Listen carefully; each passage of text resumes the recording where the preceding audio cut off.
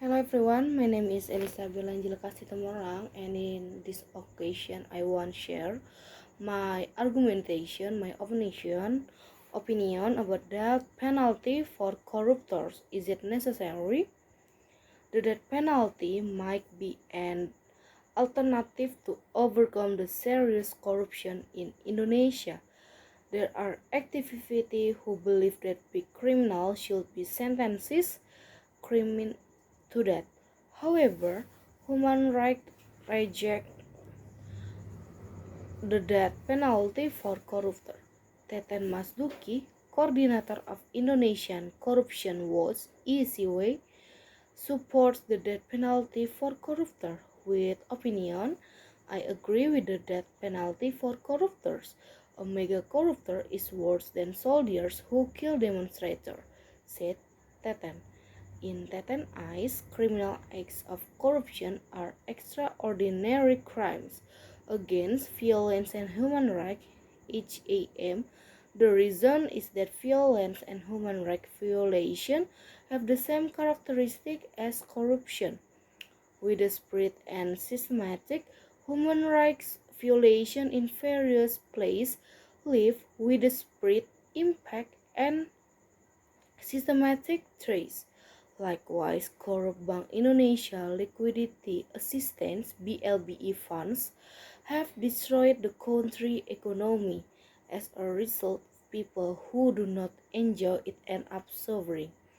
Teten is of the opinion that the corruptors who should be sentenced to death are the corruptors who robbed billions of rupiah in state funds, such as in the case of BLBE funds. So it's not pretty like an employee who steals from his office. I have enough, so it would be better if the corruptor we were sentenced to death. Tatan's anger was quite justified. Many mega corruptors who cost in the country hundreds of billions of rupiah were finally acquitted. For example, the defendants in the Bank Bali case, Joko S. Chandra, Pandey Lubis, Syahril Sabirin, BLBI Bank Modern, Samadikun Hartono, Dana BPUI Sujino Timan, the corruptors can still roam freely, uh, free, wait, free from the law, contrary to human rights. However, activities in the field of the upholding human rights oppose the death penalty, including even for big death penalty criminals. They argue that the death penalty is contrary to human rights. Executive Director of Demos, for example, proposed that the death penalty be revoked. The reason is that the abolition of the death penalty has become an international movement. The International Covenant of Civil and Political Rights, which has been in effect, among other things, prohibits the death penalty and provides the right to life. The death penalty might be an alternative to overcome the serious corruption in Indonesia. There are activists who believe that big criminals should be sentenced to death. However, human rights activists reject the death penalty for corruptors. As of 9 as of December 9, 2002, 149 countries has ratified this covenant, especially regarding the abolition of the death penalty. 49 countries have also ratified or acquiesced its second optional protocol of ICCPR, aiming of the abolition of death penalty. Apart from that, the death penalty is considered to the contrary to the second principle of Pancasila, justice and civil humanity. Apart from that, the death penalty also does not comply with Article 28A and 28I of the Constitution that the right to life cannot be reduced to for any reason. According to Asmara, the threat of the death penalty is more for reason of revenge against criminals who have killed sadistically. However, the death penalty will not have a deterrent effect or perpetration of other crimes. There is not correlation between the death penalty and its deterrent effect in societies, said the former Secretary General of Commerce (HEM). No correlation. Asmara also does not agree that corruptors should be sentenced to death. It has not been proven that countries that implement the death penalty have the less amount of corruption. There is no correlation. The correlation is in supervision and accountability. As a research and impartial, agree with Asmara that there is not direct correlation between the death penalty and its different effect of corruptor.